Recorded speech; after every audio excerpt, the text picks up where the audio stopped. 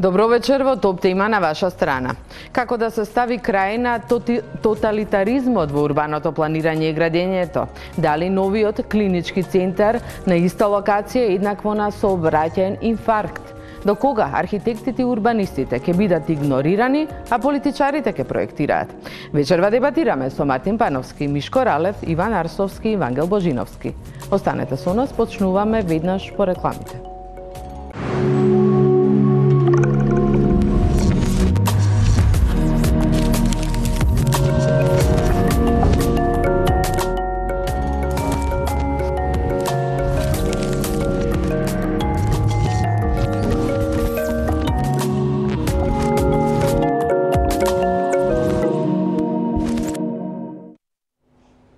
Добро вечер. Одамна се урнети сите стандарди на хумано и урбано живење во Скопје и сите поголеми градови во државата.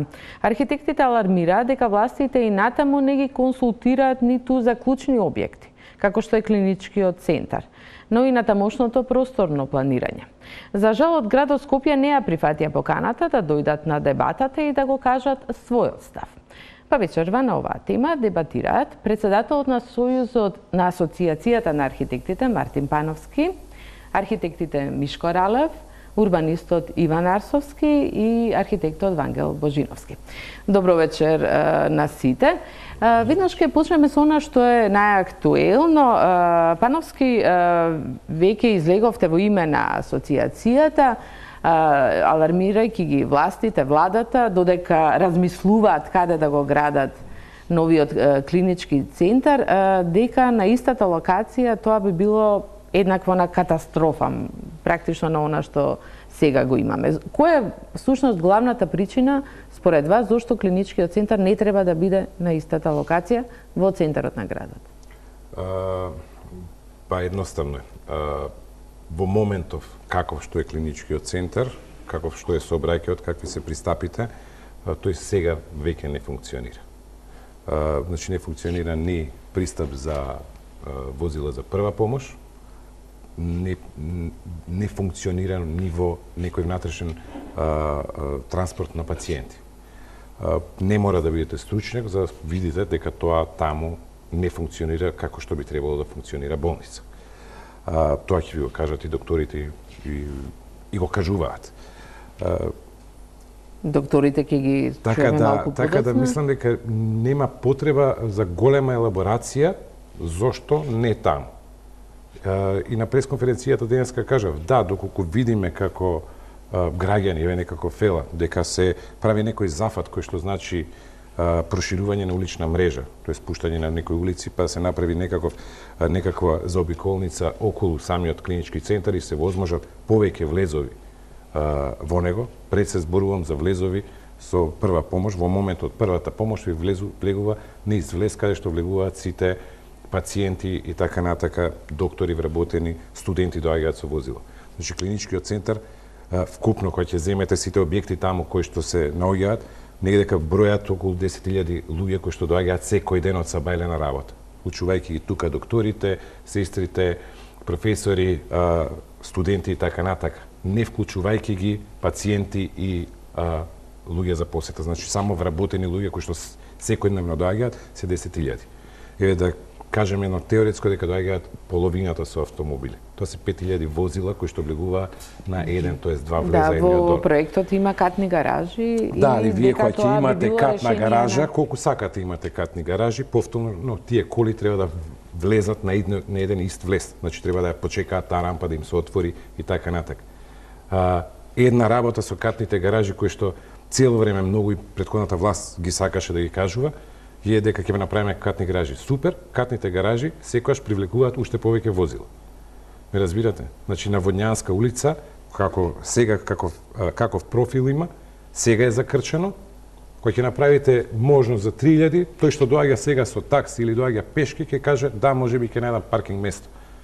Да не зборуваме, ќе се надоврзат и колегите него, да не биќе нема многу што да се каже во тој аспект. Едноставно таму е веќе мртва работа. Арсовски како урбанист, зошто го предлагате за Куќан или Бардовци, тој објект кој е практично локација која е надвор од градот, која би била прилично оддалечена од сите места и таму немаме некаков пристап. Па вак, првин локацијата, новата локација за изградба на нов универзитетски клинички центар е идеја која што своите зачетоци ги има уште во 60-тите години од минатиот век. Односно, уште од кога Скопје било мало, па претрпело катастрофа и се направило план Скопје да се шири и да се зголемува бројот на населението. Во тоа време постојниот клинички центар можеби бил доволен за тој број на жители кој што го има во Скопје, но со новиот мастер план се развива површината, односно се зголемува површината на која што која ќе добие градежна намена и уште од тогаш се видува дека во иднина постојната локација на клиничкиот центар ќе стане проблем од најмногу од сообраќај. Кога е одредена оваа нова локација, можна локација? Првпат во урбанистичка документација е ставено во 2001 година со донесувањето на Генералниот урбанистички план за град Скопје со плански период до 2020 година. Понатаму, таа локација е третирана со урбанистичка документација и во 2010 година, когаш веќе беше најавено и започнување на изградба на нов универзитетски клинички центар од страна на тогашните власти. Локацијата понатаму е потврдена и со Генералниот урбанистички план донесен во 2012 година со плански период до 2022 и понатаму е изработен урбанистички план за четврт. Тоа е тип на документација која што е разработка на Генералниот урбанистички план, односно поделба во блокови на самото. Зошто е оваа подобра локација со оглед на тоа дека, да речеме, можеби 4 пати ќе ја поскапи зградбата, така барем беше објасни премиерот за ево собранието пред да донесат одлука, затоа што не постои никаква инфраструктура, значи ниту пристап, ниту се она што е потребно, водовод, инфраструктура. Сега за сега има некоја постојна инфраструктура, има и најава, гледаме од градските власти, дека стратегијата за развој на примарната улична мрежа на градот Скопје е да се развива во тој дел од градот. Тоа е можеби еден од ретките простори кои што влегуваат во опфатот на град Скопје, кој што е нецелосно изграден. Таму има некои содржини за домување постојни и некои индустријски мали капацитети. А било ли планирано натаму да се шири градот порано? Да, од секогаш било планирано. Па не било планирано, еве, да ви кажам пример, не било планирано да се шири на Кеводно. Да, затоа и ве прашувам. Да. Тоа е некој простор што е празен, не. Само да ви се надоврзам. Не е битно дали има инфраструктура во моментов. Значи, ние како архитекти имаме задача да имаме визија и да гледаме напред. Да, има проблем клиничкиот центар, имаат потреба за сместување какво што е во моментов и никој не тврди дека тој клинички центар како таков само го гасиме во моментов и завршивме со него. Овој процес сигурно треба да трае 10 до 15 години. Целата изградба, ако е на постојното место, би требало 10 до 15 години или на... Зборуваме за новата локација. Значи би требало 10 до 15 години. И сигурно дека не треба да се остави таков клиничкиот центар каков што е во моментот. Тоа да, тоа дефинитивно сите се согласуваат. Тоа се 10-15 години. Тоа значи се раѓа дете и оди во гимназија. Тоа е тој период. Сигурно дека ќе има потреба од тој клинички центар во тој момент. Така да тоа е нешто што нормално, како идеја, треба градот да се шири натаму, тој клиничкиот центар, да се тргне од центарот на град Скопје. Не знам зошто некој би размислувал поинако. Во моментов ние во центарот на град Скопје. Да, имаме клинички центри, такви примери и во светот, но сите тие имаат собствени проблеми, а никој нема со еден пристап. Значи сите се обиколени мора да има повеќе пристапи со примарна. А повеќето са градот значи, на надвор? Да речеме дека клиничкиот центар, на пример, ви се наоѓа каде што се наоѓа војна болница, каде што имате 2 булевара, немаше да има проблем. Ме разбирате? Овдека има голем проблем. Господине Радлев, ова не е нова ниту идеја, ниту преве слушнавме дека клиничкиот центар одамна. Има ли студии за него и порано дури се барале инвеститори и се планирало? Да, прво да и ја нешто да кажам, да елаборирам околу нели про или контра задржување на клинички на постојната локација или поместување негово. Скопје не е исто од пред 70 години, не е исто од пред 50 години. Клинички центар, ако пред 50 години бил на маргините на градот, сега е веќе во центарот на градот. Големената концентрација нели, на градбата на Водно исто така го прави да е ранлив. Потоа, од аспект на некаква безбедносна стратегија или урбана шема, да кажеме дека на една артерија, градска артерија која е попречна на простирањето на градот, кој што е аксијален или лонгитудинален, се наредени некакви многу значајни институции или многу значајни рути, кои што почнува од резиденцијата на председателот и завршува долу во владата на Република Македонија и тука е клиничкиот центар. Секако дека таа концентрација на луѓе, возила и така натаму го прави ранлив. Целиот тој дел, целиот тој сегмент каде што е помешано, имате и јавни објекти, имате и становање. Она што е идејата за дислокација е во намера да се ослободи едно значајно градежно земјиште за Скопје, за потребите на Скопје, да се релаксира состојбата во поширокото централно подрачје и секако да се унапредат сервисите кои што тој клинички центар треба да ги нуди. Тука станува збор, сите сме архитекти, знаеме што значи проектирање, знаеме прво што значи планирање, па потоа проектирање. Капацитети, значајност, каков ќе биде тој клинички центар, ако пред 50 или 70 години бил градски или сега е веќе не само државен, туку и регионален. Има аспирација да биде регионален, што значи дека во себе имаме многу пациенти од Косово. Во себе ќе и Јужна Србија, и јужните или граничните делови граничните делови на државата.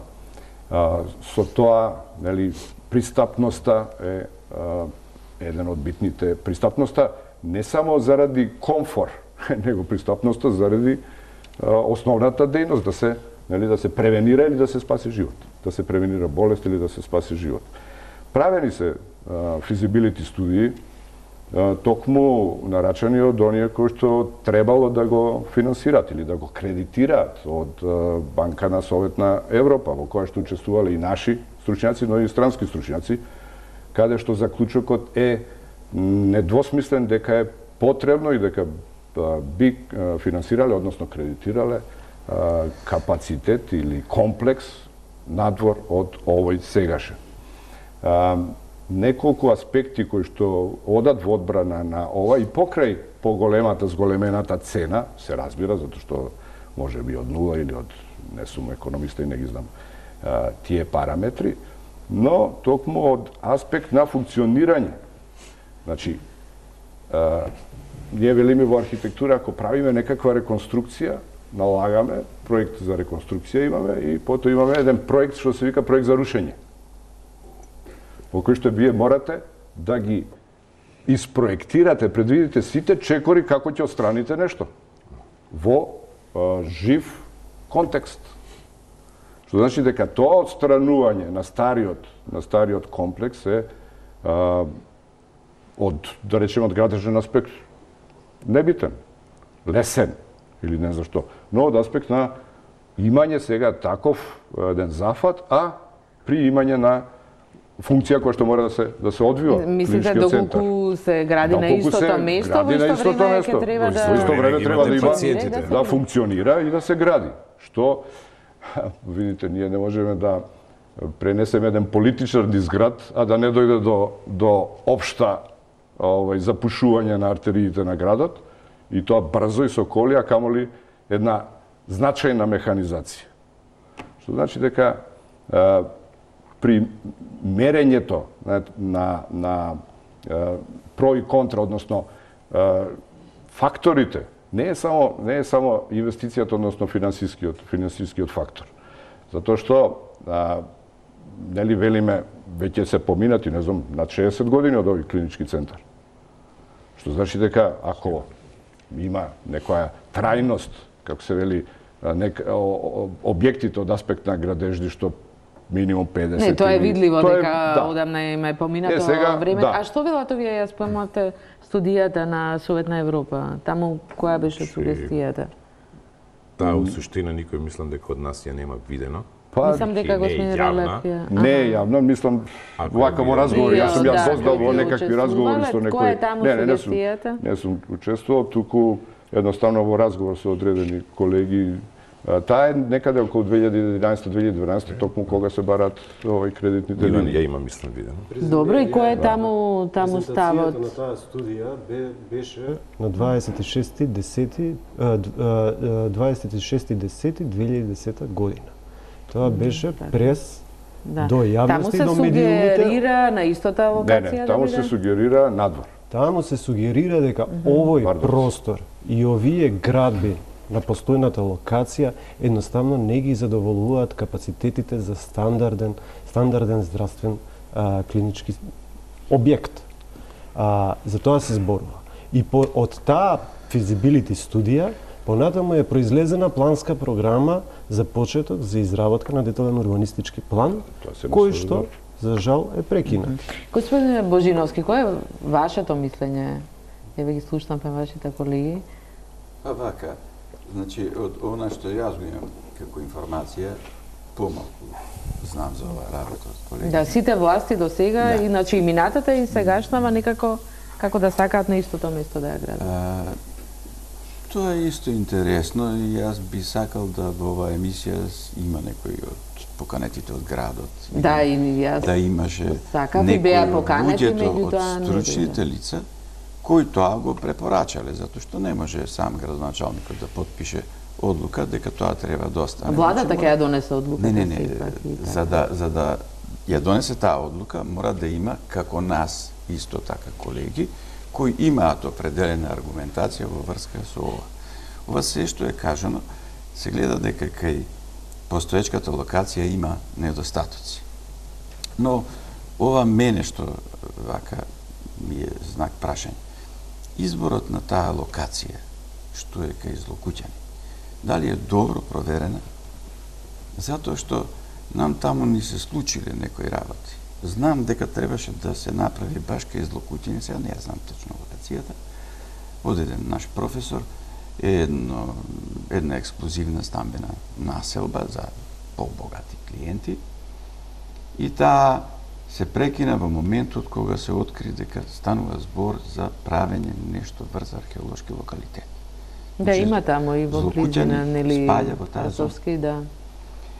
Кој дел од Скупи е таму, дали тоа строго заштитеното подрачје, нешто што не е баш толку втора категорија, трета категорија и така натаму, јас тоа не знам, веројатно верувам дека е проверено, така би требало да биде, иако исто така треба да се посомневам заради тоа што на тие места не се правени магнетометарски истражувања, значи длабински, електронски, кои ќе ни покажат што имаме ние горе, него ние обично кога ќе се иззида нешто и после се случува таа работа, па ја стопираме градбата и така натаму. Поради тие причини, исто така, јас мислам дека е препорачливо. Значи, потребен е нов клинички центар. Видовме дека станува збор за процес кој нема од утре да почне или ако почне колку ќе трае. Во тоа време овој треба да функционира. Според тоа, мислам дека е добро, еве, Агенцијата за просторно планирање, да провери да не се задржува на изборот на таа локација што е, например, посочена. Може би да се бара и алтернативна. Да се бара алтернатива, затоа што тоа може да ни се случи во овој град, кој, еве, гледаме, не е само на тоа место дека ако откопаме, има нешто. Значи, може да се провери друга локација. Второ, исто само сакам да правам. Не сваќам исто следно. Дали е направена анализа на возможната рехабилитација на постоечкиот комплекс и јас не сваќам зошто ние не би имале два. Зошто овој комплекс да го препуштиме на желбата на определени финансиски моćни луѓе кои веднаш ќе се стрчаат околу ова, затоа што е многу добра локација за нешто друго кое веднаш ќе донесе профит за тој што го изведува, или да ја дозволиме со определен намален капацитет, доколку таа се дислоцира, да остане таа тука и додека таму се гради таа, да остане со тоа што ќе имаме интервенција која верувам дека е возможна. Сега дали ми држи добро сеќавањето. Имаше еден план со обиколница околу. Значи, да, меѓутоа Арсовски веќе кажа никој не планираше јас сакам да кажам дека се гради толку. Кај мене стои варијантата, јас по принцип да не се растура местото, да остане тој капацитет како возможен за централното градско подрачје, а да имате една скапа, ексклузивна, ептен, модерна болница која нели ќе и задоволува сите стандарди. Клинички центар, тоа е многу повеќе. И во тој случај ние не гледам што би изгубиле ако имаме уште еден комплекс плюс. Затоа и дебатираме. Арсовски сакав само да кажам во однос на археолошкиот локалитет Скупи за изборот на локацијата зошто е точен. И не треба да се менува. Со генералниот урбанистички план се превземени при секој изработка на планска документација се соработува со одредени институции кои што тангираат областа на планирањето, односно како што е тоа Националниот конзерваторски центар Скопје, Министерството за култура и така натаму.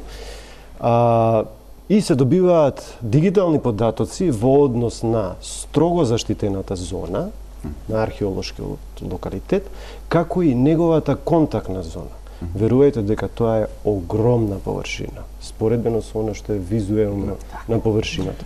Значи тоа е резервирана површина каде што не сме ништо да се изгради. Сакате да кажете, веќе е лоцирано каде има. Дури во контактната зона има посебни правила на градба, односно при градба се вршат секакви.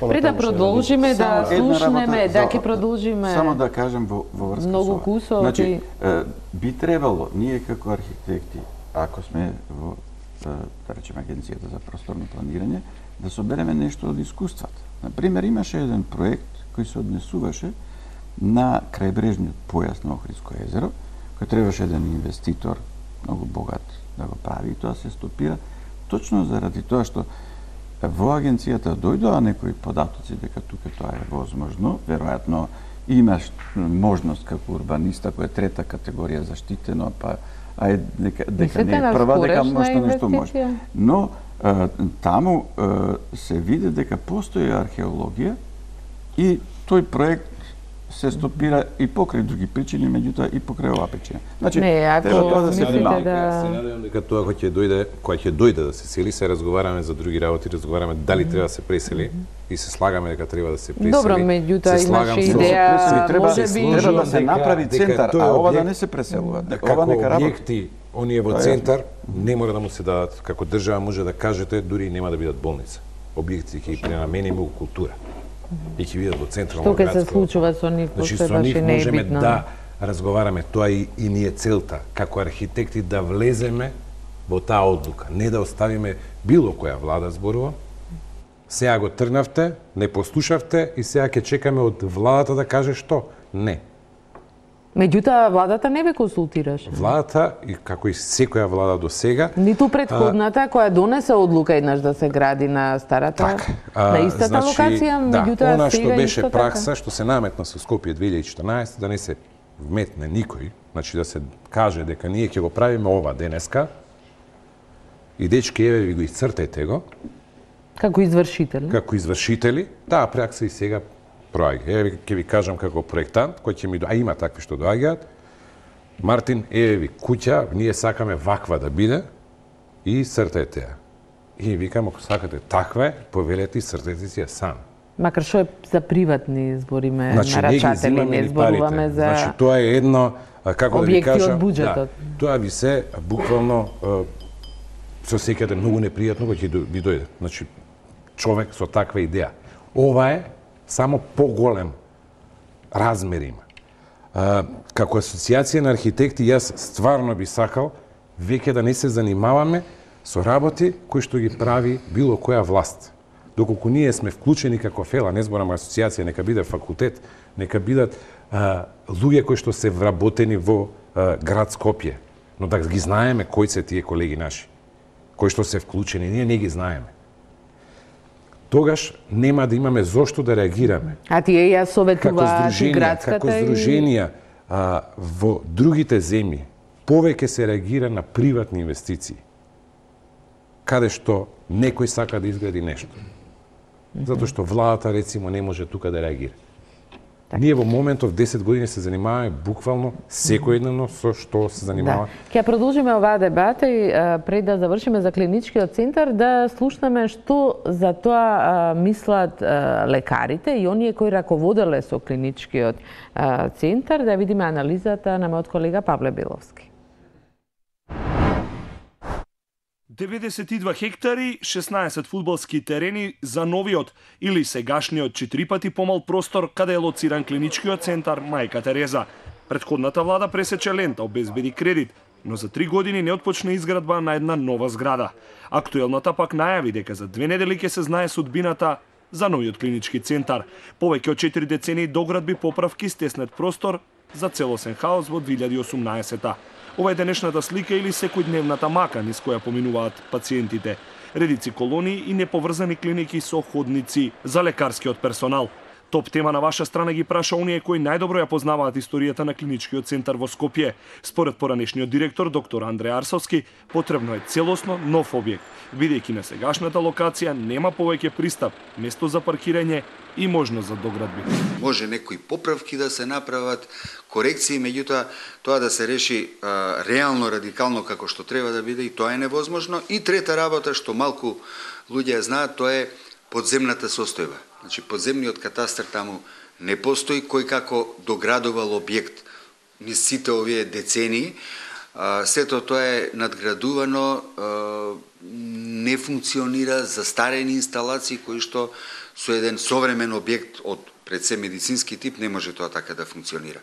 Заради тоа сметам дека единствено, реално, добро и радикално решение на овој проблем со сегашната локализација на клиничкиот центар е негова дислокација. Една од опциите која од одамна е впишена во генералниот урбанистички план за Скопје е локацијата во општина Карпош, населено место Бардовци, пристап до железница, автопат, но со многу имотно-правни проблеми. Шпекулациите во јавноста се дека оваа опција ќе чини до 500 милиони евра, а време трењето на изградбата ќе потрае со години. Затоа сегашната локација, кредитот од 70 милиони евра од институциите на Европската унија, се одлична можност да се надгради клиничкиот, да се вмрежат постоечките клиники и да се најдат инфраструктурни решенија за приодите и паркирањето, смета поранешниот директор на Скопската клиника за токсикологија Андон Чибишев. За оние институции, оние делови од клинички центар што нема да влезат во главната зграда, да бидат темелно реконструирани, да се доведат условите внатре да бидат на исто ниво со новата зграда, по најновите светски стандарди, и сите тие згради ќе бидат меѓусебно поврзани со топли мостови. И тоа мислам дека ќе биде идеалното решение во овој момент за клинички центар во Република Македонија. Се друго што зборуваме, мислам дека е апстрактно. Можеме да си правиме муабет баш после 5 години, дали ќе почнеме да го градиме. 5 години е долг временски период, не знаеме што ќе се случува со државата за 5 години. Не знаеме дали ќе бидеме на овој ниво на економски развој, дали ќе можеме сепак и тогаш да го поднесеме. Овој план кој требаше да добие завршница наредната година најде на две пречки. Политичката криза си го направи своето, смета Чибишев. Неколкумесечниот министер пак за здравство Армен Таравари по доаѓањето на новата власт кој открие дека кредитот бил наменет за еден нов објект со неколку клиники, а не нов клинички центар. За целиот проект биле потребни анексни договори за реновирање на дел од клиниките и за дополнителни 2-катни гаражи, со што цената на чинење на овој проект ќе достигнеше и 200 милиони евра. Вториот сомнеше италијанската компанија која требаше да им биде партнер на Гранит и Бетон, за која по дополнителни проверки Неодамна владата потврди дека нема сомнежи околу претходното работење на компанијата. Лекарите пак се сложни дека што и да одбере владата, образовната дејност треба да остане во рамки на клиничкиот центар, така што на новата локација би можеле да се градат и капацитети за сместување на студенти и да се стимулираат идните кадри да не заминуваат од земјата. Условите за работа, можностите за напредување за едукација се дополнителни и многу важни фактори. Така да со средување на тие состојби веројатно еден дел од луѓето кои што се мотивирани да работат во подобри услови би останале. Независно од тоа, секако еден таков клинички центар, сепак ова е веќе 2018 година, навистина и е потребен на Република Македонија. Малку да се подигне нивото на здравствената дејност. Кога велам да се подигне, зборувам дека треба малку да се подобрат примањата на здравствените работници. Последниот збор го најави, а за 2 недели треба да го соопшти владата за која опција ќе се одлучи, нова локација или старата по проектот кој веќе е осмислен. Лекарите очигледно се поделени, меѓутоа стручната фела еве како што слушнавме, сепак решението за локација надвор од градот за клиничкиот центар го гледаат како подобра варијанта. Равев, Пановски рече дека воопшто не сте консултирани за клиничкиот центар. Дали архитектите и претходно не беа консултирани, значи сиот оној проект Скопје 2014, но и претходно, дали воопшто некој некогаш ги консултирал или што ќе се гради, како просторно ќе се уредува, одлучуваат парите, политиката? Па, знаете, консултирањето од аспект на инвеститор, проектант или инвеститор, планер, секако зависи и до некаде и од нас самите, колку ние можеме на овој да се... И колку сте биле гласни, во тоа? Па, знаете, гласноста, ако смеам да се присетам дека Асоциацијата на архитекти беше гласна како асоциација на професионалци, уствари, со донесувањето на една декларација за изградбата на проектот Скопје 2014. Така што асоциацијата или здружение, тоа е едно, како се вели, граѓанско здружение, можеби нема моќ како правно лице, но има како експертско лице моќ да насочи, да се меша во политиката.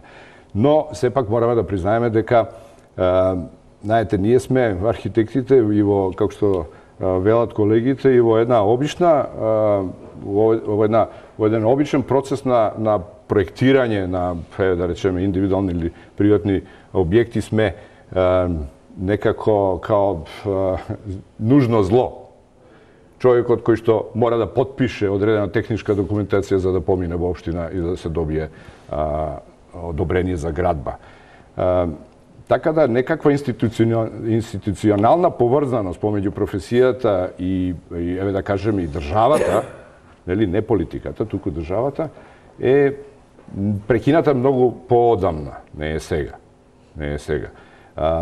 Ние секако, нели, како професионалци не сме среќни од таа состојба, но како што велам, понекогаш и државата политички не користи во некогаш за свој, не некогаш, всушност секогаш за своји цели. Кога е потребна некаква подкрепа, стручна подкрепа, тогаш е со нас, но кога сте вие против неа, тогаш, знаете, не сте добро дојдени во начинот. И сега се поставува прашањето и кои се тие алатки преку кои ние можеме да влијаеме како Добра, асоциацијата е едни од јавноста имате... Тоа е јавно само. Асоциацијата е здружение на граѓани, ништо повеќе. Како да ви кажам, асоциацијата на архитекти, да, кој ќе забележи некаков проблем, треба да реагира. Но како општество, пак ќе кажам, не зборувам само за асоциацијата. Јас многу би било драго да дојде време, као во секоја нормална земја, демократска, панданот со кој што ќе разговарам да ми биде колега. Не асоциацијата да се обраќа на носителот на функција политичка, дали е тоа градоначалник, дали е премиер. во ниједна од тие институции вие немате советник за архитектура. Имате Укинато е и началници, градскиот архитект, немате советник за архитектура. Тоа значи дека визиите како некој простор ќе се уредува е оставено на политичарот, тоест на носителот на функција. Земете ги министрите, да речеме, за здравство, тие имаат советници. Земете ги министерот за правда, има советници. Кој е советникот за архитектура и урбанизам на премиерот? Јас сериозно не знам. Или на локалните власти. Или на локалните власти. Нема никаде. Значи, тако? не постои. Тоа значи дека некој седи и буквално како што ви го кажав примерот. Денеска сакам да направам тоа и тоа. Најдете ми архитект. Ме разбирате? Ја замислив. Карикирам. Вие сте влада од 4 години, дали сте локална или централна. Визијата на еден град како ќе се развива, знае Иван многу добро. Не се прави ова. И ондека докторите не е дека не се сложни. Само едниот има поголема визија, другиот сака да се ја реши работата сега. И ние не викаме дека тој дел на клинички не треба да се реши сега и да се реновира и така натака, бидејќи работат во мизерни услови. Но сепак ќе кажам, планирањето на просторот, креирањето, визиите мора да бидат од некакви стручни лица. Во моментот тој го кажав и на пресот. Кога ќе стане збор за архитектура и урбанизам, всушност сваќаме ние кои што сме стручни дека луѓето разговараат за градежништво. Тоа значи дека идејата ви е готова. Сега разговараме како тоа ќе се имплементира. Тој дел веќе во голема дела го превзимаат градежните фирми. Од тој аспект, ние како архитекти, пак ја повторам, не сакаме веќе цело време да скокаме на проблеми. Ме разбирате? Да, туку ги повикувате. Од просторното планирање гледаме и колкава е моќта на политиката. Значи, градот, споменавте, наместо да се шири, првичните планови се накај, како рековте, злокуќани, меѓутоа градот денеска го имаме наводно. Речиси на цело. При планирањето се случува и да се пренаменуваат одредени делови на градежното земјиште. Постојните законски регулативи, подзаконски акти се такви какви што се. Колку закони за планирање беа донесени изминативе? Сигурно негде десетина измени во зависност од потребите. Од 2006 до 2012 до 2011 беа 12 измени. На закон за урбанистичко планирање и градење.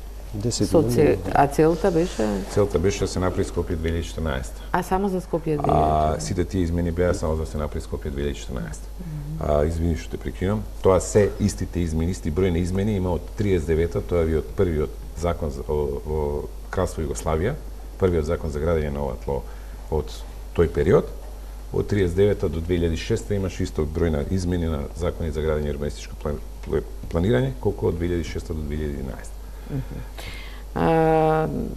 Господин Божиновски, деновиве актуелно и не само деновиве, она што се случува во археолошкиот музеј со архивската граѓа и архивот, таму и вработените кажуваат во какви ужасни услови мораат да ги чуваат скапоцените документи и да ги спасуваат од поплава, меѓутоа тоа говори и за објектите од Скопје 2014. Вие сиве изминати години бевте, како да кажем, имате и некои објекти, може би проектирано, меѓутоа бевте на страната на како апологет на овој Скопје 2014. Како вам сега ви изгледаат овие алармантни состојби?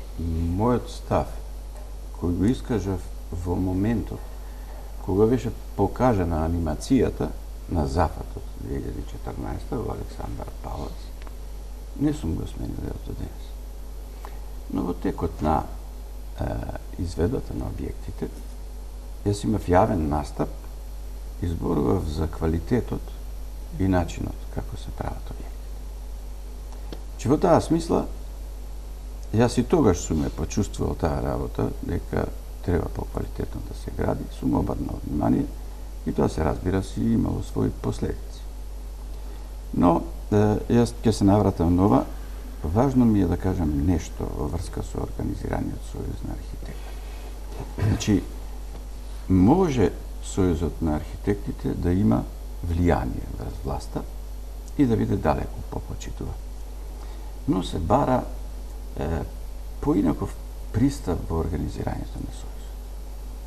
Сакам да се присетиме, колегите се помлади, Мишо може да се сети, дека во периодот од 90 до 93 нашиот сојуз на архитектите беше покануван на состанок редовно во Министерството за урбанизам, доколку се појави проект кој е од републичко значење и од значење за град Скопје Покропе. Како, например, еве сега го имаме клиничкиот центар, никој не е покано, значи би имало прак. Има записници и покани кои треба да ги има архивата на. Кога престанало тоа?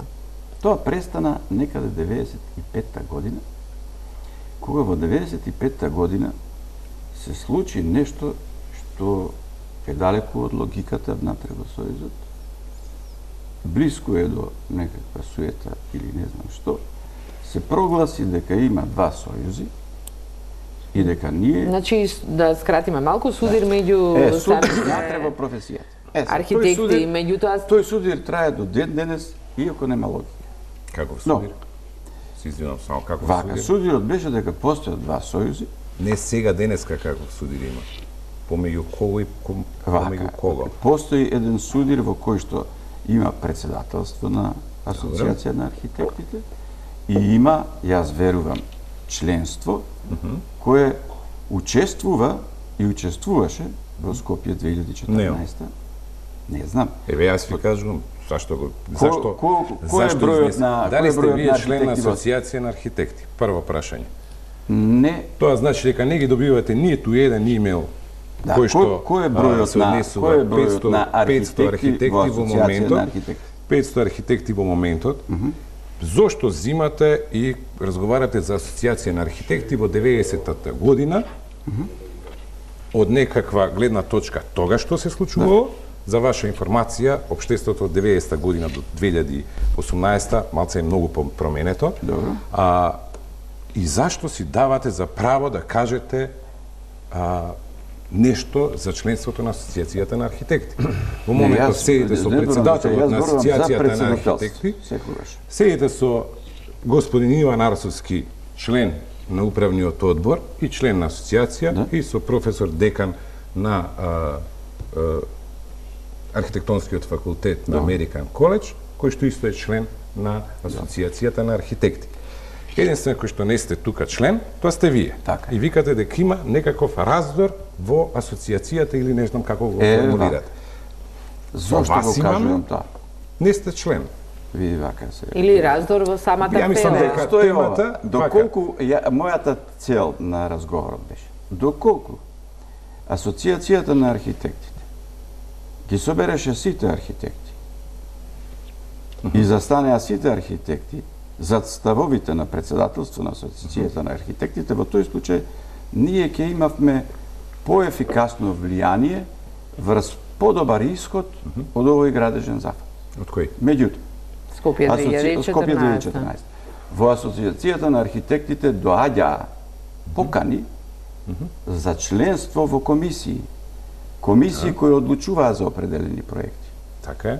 Дел, се и учествува, се додека тоталитарниот систем не кажа дека, извинете колега Божиновски, јас се извинувам кога зборувам, не изнесувајте, не сакам да го трошите времето со невистини. Јас исто така не сакам, немам намера да се расправам. Во момент па се расправате кога кажувате нешто кај што сум ја председател. Ја не ви разговарам за, извинете, дали ние како Асоцијација на архитекти имаме влијание врз општествената власт и управување, рековме дека немаме.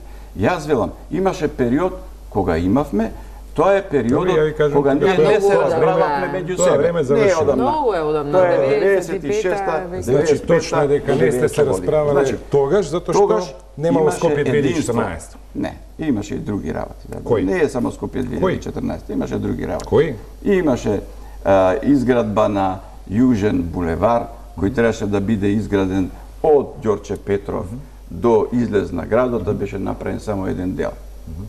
Значи видите, секогаш имаше такви разлики. Значи за Скопје 2014 јас би сакал Не, мислам дека зборуваме за влијанието председателот да не ја води архитектите, седмицава, изгледа дека има навика и желба за таа. Не, сигурно дека јас ја водам дебатава и за тоа би да дозволам. Кога сакам да ја довршам реченицата, тој сака тоа да не се чуе. Добро, има право на реплика. Мојот став е дека асоциацијата би била помоќна доколку успее да создаде доволен број на критична маса на луѓе, инфраструктура која што ќе има влијание во власта и преку тие канали, како што действуваат, еве кажа лекарите, ете не знам кои други професии, успеваат да имаат влијание во власта преку луѓе кои се членови и дел од извршната власт.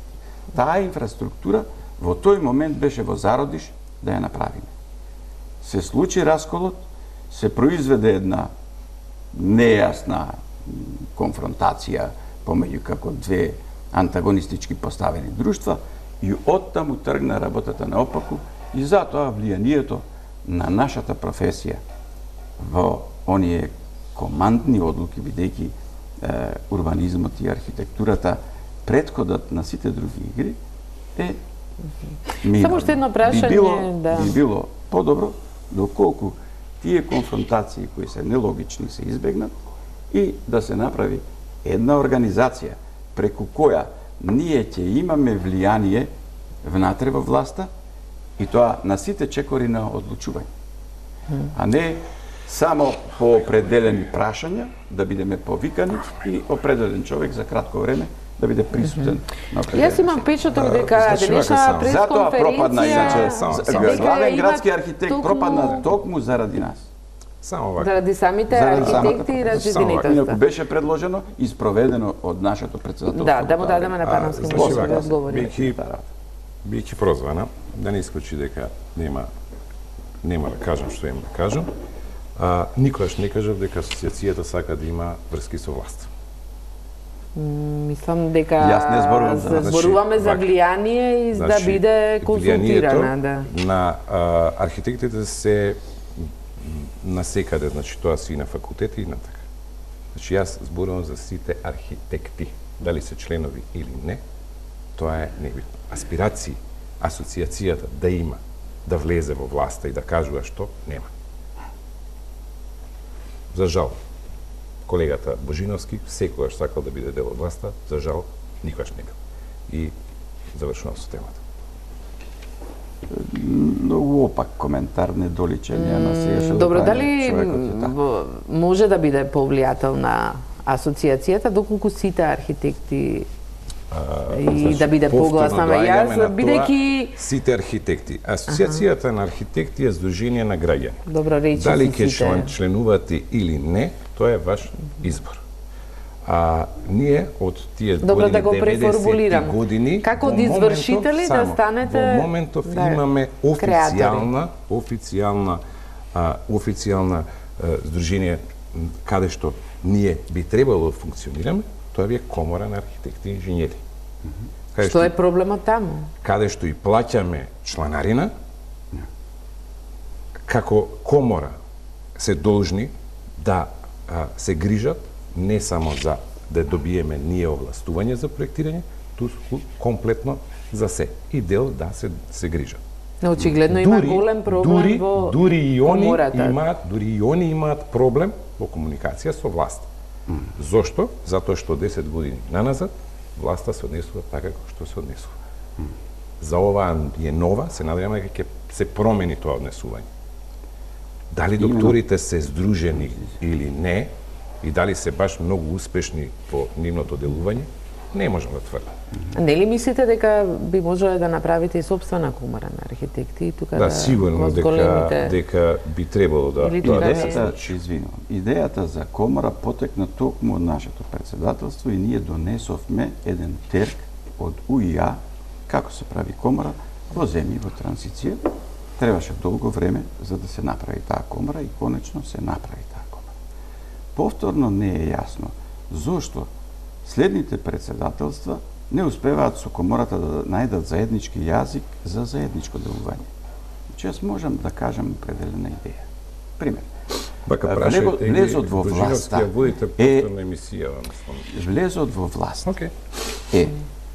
Ако власта има доверба во асоциацијата и таа доверба ја дава на следен начин. Например, вели, ако треба да може само покусо, бидејќи добро, еве кратко, само на прашање на главен архитект. Таму ние не успеавме. Значи, што не успеавме? Ние не успеавме да се наметнеме изборот на главен градски архитект, да дозволиме да го направи градоначалникот, меѓутоа списокот да го подготви сојузот. Дадете вие. Значи, тоа се начините преку кои ние вистински човек од сојузот ќе испратиме во власта. Да ја практикува властата. Истото тоа го правиме ние при гласање на луѓе во парламентот. Да не се претвори ова во дуел. Господин Ралев, еве вие како член не сте ни председател на асоциацијата, може ли архитектите да се обединат и да станат сила која ќе биде креативна, а не извршители на нарачките на било која власт? Да. Што беше највпечатливо со минатата? Она што ние како професија се обидуваме се да го направиме и со коморското здружување, односно канализирање на професијата, правно канализирање, нели? Е да ја доближиме струката до потрошувачот. Јас како професор и како теоретичар велам дека архитектурата е оддалечена од потрошувачот. Архитектурата точно ние зборуваме цело време за архитектура како градежништво. Зборуваме за архитектура како црна хроника.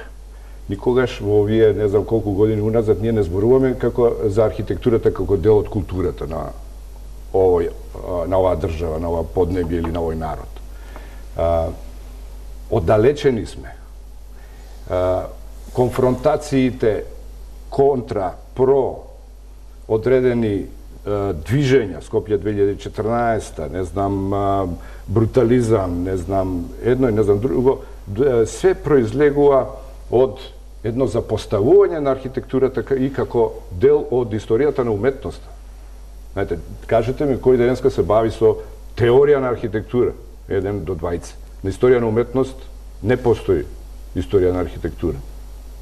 Знаете, сето тоа доведува, еве, да кажеме дека дури сега ние добивме член на Македонската академија на науките и уметностите и тоа мислам дека не е редовен затоа што заради не е редовен. Професор Константиновски на свој 87 години кога стана член. Пред тоа беше Крум Томовски, али Крум Томовски беше од аспект на историја, не беше од аспект на творештво. Добро, тоа го кажува и односот на целото општество. Што значи, вие видите Сану или Хану, колку актуелни архитекти има членови. А ние сме на маргините на општеството од аспект на култура. Ама повторно е тоа до нас, јас мислам. Значи може Пановски да презентирам како се вели општата слика. Е сега, точно дека и комората и асоциацијата треба да бидат поврзани во действувањето. Комората е која е критиката. Јас не сум практичар, што се вели, тоа е Мартин. Мартин е овој практичен архитекта кој што има, како се вели, проектантско биро од кое што живе. Комората до ден денес уште немаме ценовник за нашите услуги. Кога ќе видиме, знаете, во една комората е таа на градежништвото и архитектурата. Комора на овластени архитекти и инженери. Ние действуваме на пазарот слободно. Тоа сега во моментот, по кажување на мој колега професорот Ньюкасл, вели, да, сега во Англија е вика слободен пазарот. Која се направени сите услуги. Да, али они више направиле некој циклус, или не еден само, 2-3 циклуса. А ние сме изгледа како у вицот, па ние уште пред нив сме, пошто немаме. Да те подсетам, 91 година издадовме ценовник како Сојуз на архитекти на Македонија за проектантски услуги. Значи од тогаш нема. Не, ама тој не беше прифатен внатре во професијата. За жал не го почитуваме. Беше прифатен и добро поминаа некои колеги кои се повикаа на тоа. Меѓутоа не беше општо прифатен. Исто така пробавме некое единство да направиме помеѓу науката, факултетот и нели праксата. Не, очигледно дека сите овие обиди пробаднале. Воглавно е внатре во професијата. Не ми меѓутоа, прво Пановски, гледаме што се случува со зградата на археолошкиот музеј, веројатно е впечатливо. Колкава е одговорноста на архитектите за ова што се случува таму? Дали сметате дека некој треба да одговара за доколку се надевам нема да пропадне и да има големо оштетување? Значи, прво не Тоа е само една зграда. Не сум видел проектот, па да ви кажам, значи ја гледате сите зградата и имаше многу сведочења. Пат по кој се утврдува каде е грешката. Вештачи. Вештачи. Проектот што предвидел, ревизијата дали го одобрила, што е инсталирано на лице место, надзорот што подпишал и така натака. Така да не би навлагал во тоа. Не се обидувам да најдам колкава е одговорноста на архитектите во сето тоа. Дури во тој дел, иако работеле во Скопје 2014, би сакал да ги одбрана. Повторно се надоврзам на она Мишко што го кажа за цената. Тука имате тендер и најповолен понудувач. Најповолниот понудувач значи најевтиниот понудувач. Што значи вие сте добиле најевтин проект и не можете да очекувате васиона од тој проект. Тој е најевтиниот. Кога ќе купите најевтино нешто, очекувањата треба да видат дека сте купиле најевтино и дека тоа нешто што е најевтино така и ќе се однесува. Доколку изберете понудувач кој што е најповолен од аспект цена, портфолио, вработени и така натака, тогаш да, можеме да разговараме зошто не е добар проектот. Тука видите, само да се уфрлам малце од теорија, малце од образование. Нели, принципите и методологија на проектирање е следната, по кои критериуми се проектираат одредени објекти. Секој има своја специфика, секој има своја карактеристика. Тука на објектот на археолошки музеј, уставен суд и архив, гледате колку називи има еден објект и тоа 3 стратешки институции сместени во една кутија. Што значи тоа ставате куче, маче и глувче во една кутија. Каде тука се одговорноста на проектантот? Од непостоењето на комуникацијата помеѓу одредени експертски групи и инвеститори доаѓа до она што се вели лоша проектна програма. Архитектот постапува по проектната програма, во согласно со одредени стандарди и нормативи за проектирање, кои кај нас се многу слаби и таму пише во законот, се што не пишува во законот, земете во Нојферт. Прирачник од за прва година. И ви имате држава каде што го пише. И сега, само да довршам.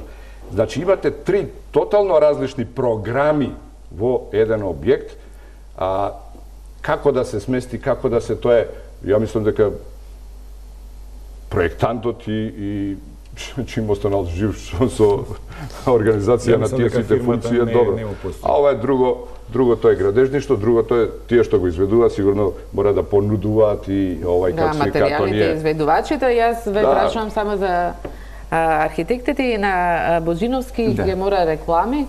Што вие, како ви изгледа ова целата ситуација околу архивот? На археолошкиот музеј, така? Да. За него. Археолошкиот музеј исто сметам дека треба убаво да се провери законски, за да се откријат недостатоците. Треба да се обзнани тоа и грешките да не се повторуваат понатаму. Се си има последици за секого. За жал тоа не е единствениот објект. Евентуално. Се прашањето колку се такви објекти, што кој правил и така. Една од поголемите мани во неодамнешните детални урбанистички планови е изменувањето и на прописите и параметрите од аспект на заштитата и спасувањето. При тоа се изменуваат законите кои што го регулираат тоа и заради тоа имаме оваа слика што е позадина. Значи, оддалеченоста на едни објекти од други се вон секакви логични, не знам. Меѓутоа се носат зановски изведи само за да се изградат. Па логиката е да се скрие опера, дека како нема логика, има многу добра логика. Да не биде еден. Правиме кратка пауза за реклами и се враќаме на дебатата.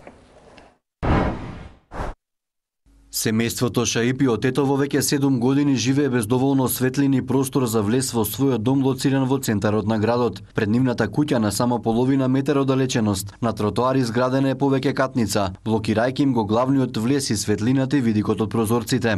Семејството вели дека со оваа дивоградба е запознаена општината и државниот градежен инспекторат, но досега никој не презел конкретни мерки. Основниот суд Тетово донел одлука да се урне дел од бесправниот објект, но одлуката во пракса не се спроведува.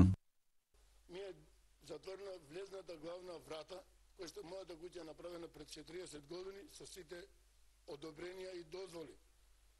Избегано е, пуштено е место за тротоар. Со овој објект е затворен и пешачкиот премин, нема пешачки премин, узурпиран е цел тротоар. Затворена е сообраќајницата, ископана, направено е од самоволие нивно.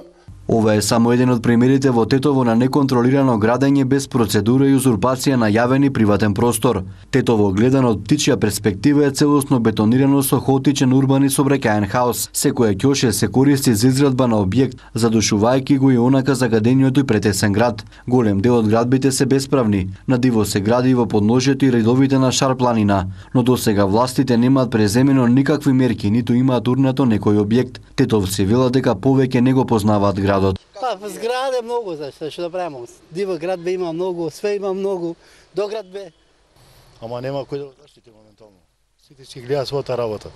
Бизнисот си го терат и така натаму. Друго било, ово сега е за никаде. Зграда за зграда, зграда за зграда. Ова е теми више. Урбанистите прогнозираат дека во иднина урбаниот хаос ќе биде уште поголем, ако не се донесе нов генерален урбанистички план според кој градот треба да се развива. Проблемот го гледаат во локалните самоуправи кои носат парцијални урбанистички решенија, централизирано, односно само со одлука на градоначалникот. Урбанистичките решенија треба да ги носат повеќе институции, вклучувајќи го и градскиот архитект, кој треба да се врати како институција, доколку има воли и постојните несоодветни градби, може да ги исполнат стандардите и да се вклопат во урбанистичкиот план, истакна универзитетскиот професор Енис Јакупи. Според принципите, барањата и критериумите во сила, значи законот што постои, според кој му е давано одобрение, тој за станот површина 80 квадрати мора да има едно паркинг место. За локал 5 паркинг места. Одиме контрола кај му се тие паркинг места. Ова зграда не може да функционира, нема да има струја, нема да има вода, нема да се пушти на употреба, дур не ги обезбеди овие работи. Како ќе ги обезбеди? Има начини, има можна. Нека ги затворат локалите. Во приземје нека се паркира. Лошата урбанизација ги парализира останатите сегменти од општественото живење. Поради непланската градба се блокира развојот на подземната инфраструктура и инсталација. Узурпираниот простор ја оневозможува изградбата на новите сообраќајници, кои се неопходни за решавање на проблемот со сообраќајниот хаос. Што донесува до ситуација да граѓаните на град Тетово живеат во сообраќајен метеж, че не знаете што е веќе улица, што е тротоар, не знаете што е пешачки премин, немате крстосница како што треба, се прават некои импровизации. Од општина Тетово велат дека се во фаза на подготовка на јавен повик за изработка на генерален урбанистички план според кој градот треба плански да се развива. Оттаму најавуваат дека ќе изберат компанија за уривање на дивоградби, што е законско обврска на општината. И на коминатата година општина Тетово имаше избрано фирма за уривање на дивоградби. Фирмата за оваа намена според едногодишниот договор доби 6,5 милиони денари општински пари, но на терен не е урнат ниту еден бесправен објект, иако инспекцијата има стотици решенија за уривање на дивоградби.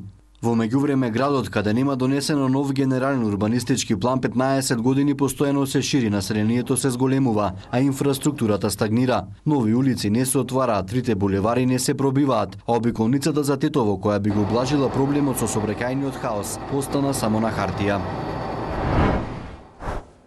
Од прилогот на мојот колега Зоран Божиновски видовме каква е ситуацијата и што се може да донесе да настане со толку дивоградби. Веројатно Тетово е царство на дивоградбите, 15 години нема генерален урбанистички план.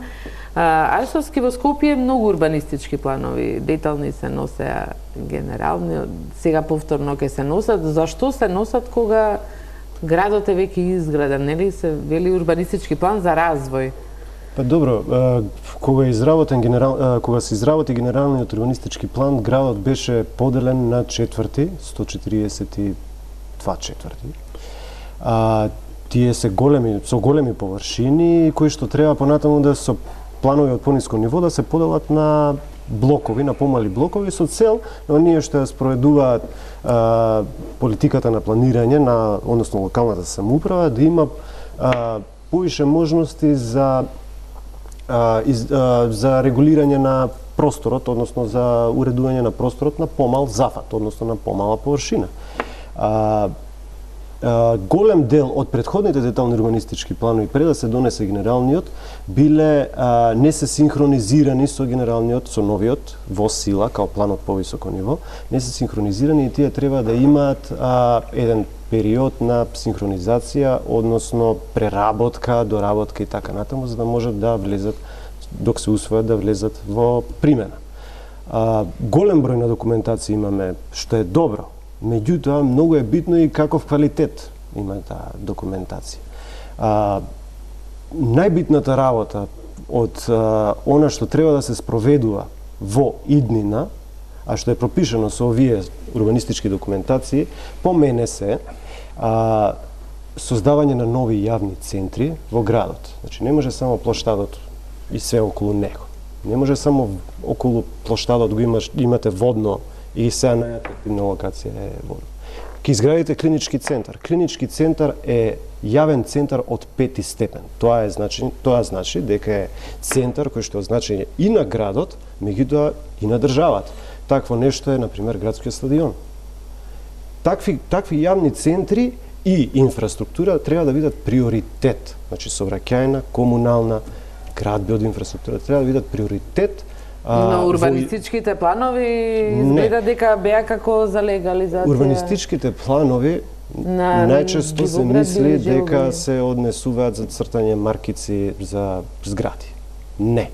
Значи, вие имате некој простор кој што според капацитативноста на самиот простор го доживеал својот максимум. Тоа не значи дека вие не треба да правите урбанистички план. Вие имате да планирате водоводна инсталација, гасоводна инсталација, рековме, пренамена на простори во јавни површини, зеленило, катни гаражи, каде што треба, не каде што не треба. Да, Пановски за вас. Градежна мафија има во сите држави, велат.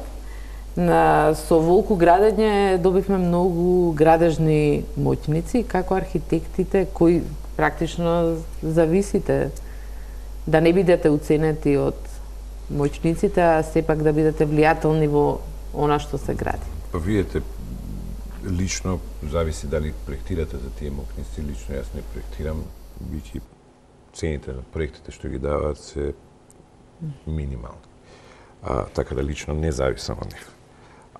Инаку, како моќници сегде ги има, и тоа не е некоја лоша работа, капитализам сме и треба да има богати луѓе кои што се занимаваат со градежништво. Што е добро, што е она што треба да се промени? Лошото е што нашите закони за градење мора подитно да се променат со сите стандарди кои што следат со нив. И за планирање и за градење. Во моментот се оставени да имаат такви сиви зони да вие можете да правите што сакате и тоа да биде легално. Или може да направите нешто што е легално, али имате таква работа во законот да може да ве срушат. Легалистички со криминално умисло. Значи тоа се намерно направени такви работи.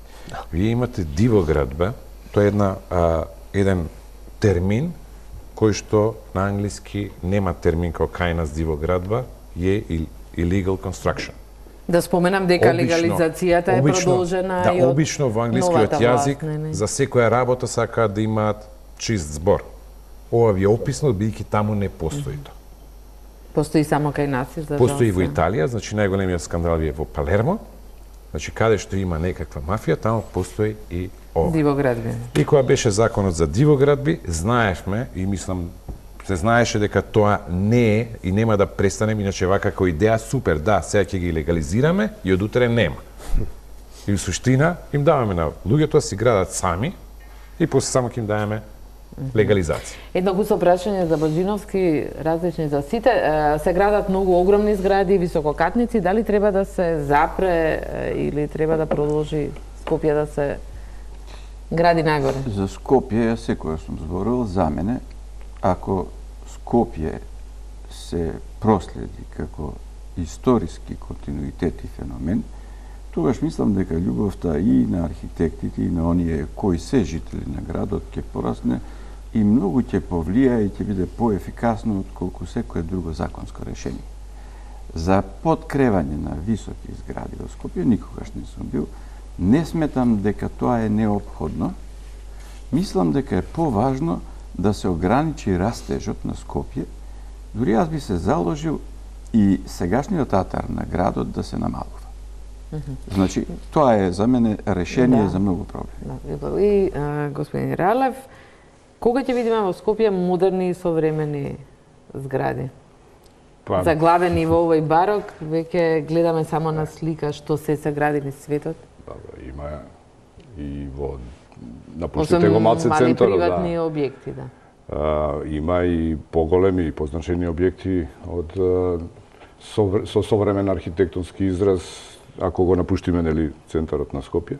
Но она што исто нешто на што би ја апелирал е всушност вклучувањето, поголемото вклучувањето на образовните институции и во стопанството и во политиката, односно во државата, затоа што ние да направиме некоја компаративна анализа, гледајте правниците каде се вмешани, тие се автори на сите закони, ние архитектите едноставно нема. Исто така музичарите. Исто така уметниците, писателите. Значи сите имаат подобра инфраструктура на архитектите. Од нас. Ние се обидовме пред известен број на години со еден колега да направиме, да не уклучи нас нашиот факултет во изготвување на правилник за минимално домување, кој што е 5-6 години стои во фиока, не е ни донесен. Социјално домување немаме никакви... Нојферт имаме, да, преведен. И тоа во трето издание сега чека. Така да, знаете, треба да се користат образовните институции, а државата да ни дозволи да истражуваме. Знаете, овие феномени, да речеме, оно што го зборуваме за нехуманите состојби во канцелариските простори на државните институции. Знаете, ние се бавиме со наука, ние можеме да истражуваме. И генерално нехумано се живее. Не не пушта да анализираме, да анкетираме. Ви благодарам на сите за учеството во вечерашната топ тема. Вам ви благодарам на вниманието. Останете со Телма, имајте пријатна вечер.